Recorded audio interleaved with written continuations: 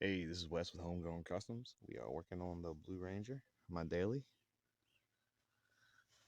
I have some Skunk 2 lowering springs, 519051580 RC, off of like a '01 to '02 Civic SI. And I used, this is off random suspension, like a coilover. I drilled it out and then used the isolator off of the same shocks. I think it was a Chrysler or something. And then flip the bushing, or flip the put the bushing then I put the little bracket cup right here, which helps center the spring, and that lower spring isolator rubber thing around here, little zippy tie, and it, you can't, the thing is not moving. And then I got a little zippy tie up there, and I'm about to drop it down and see if it's even gonna work. But yay, good times. We're about to see what we got with these springs. Here we go. Ooh. Ooh, she is tuck in.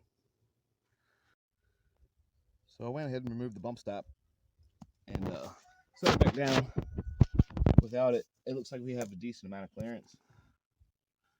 So this is the factory spring perch on the Ranger. This is the little bracket thingy. It just goes down here. I got it so tight it kind of threads on. So we just take the spring and plop her in.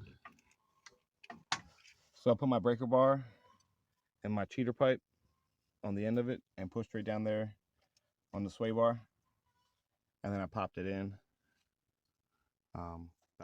So those springs went a little lower than what I thought, so I'm gonna try and make some spacers for the top of it. A little too low.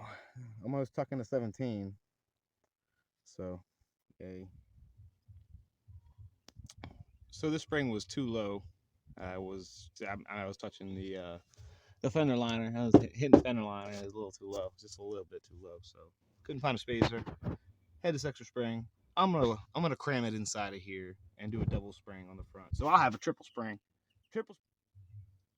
I don't know how I did it, but I did it, and it is double sprung.